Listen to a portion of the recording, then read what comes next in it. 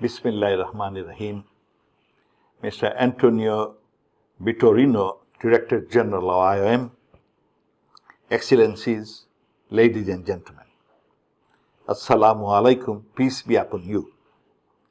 I thank the IOM for organizing the session of the International Dialogue on Migration 2021 to discuss the emerging nexus between migration, environment, and climate change at a time when the COVID-19 pandemic has brought unprecedented socio-economic challenges across the world. Excellencies, climate change is a major contributor to environmental degradation affecting global food, energy, health, and economic security.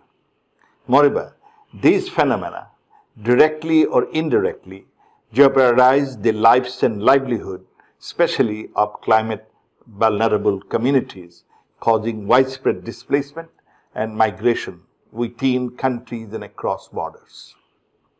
According to the report of Internal Displacement Monitoring Center, 17.2 million people were displaced as a result of climate-related disasters in 2018, and 9.3 million of them, which is more than half, were from the Asia-Pacific region.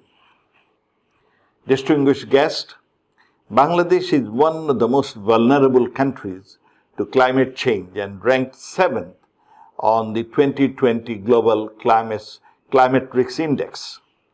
Due to its unique geographic location, every year Bangladesh experiences extreme weather events that result in loss of lives, lands, homes, and livelihoods, and eventually force displacement of people across the country, causing slums in cities and towns. Sea level rise, increasing salinity, and river erosion force people in Bangladesh to become climate migrants inside the country. The 42 million people living in 19 coastal districts of Bangladesh are under severe threat for climate change. 1/5 of Bangladesh could be inundated by a 1-meter rise in the sea level. We are forced to create shelters and housing for our climate migrants, although these people are being uprooted from their sweet homes due to global erratic climatic changes. Moreover, the 1.1 million forcibly displaced Rohingyas from Myanmar had sheltered in the environmentally important Cox's Bazar district that has caused a significant impact on the ecology of the country. Excellencies, despite these constraints, Bangladesh has emerged as a global leader in climate change adaptation.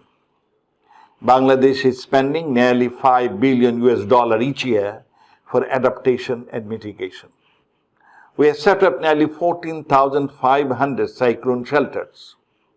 We are the first LDC to set up the Climate Change Trust Fund from our own resources.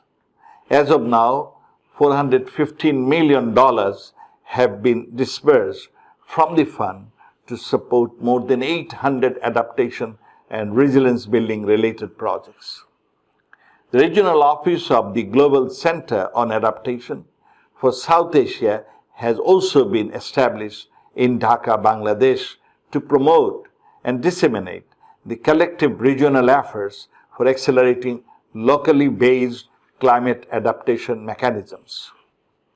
Bangladesh is the current chair of the 48-member Climate Vulnerable Forum. Since Bangladesh has taken over the presidency of the CBF, it has been raising the issue of displacement of climate vulnerable communities, which is a form of loss and damage, and different regional and international forums.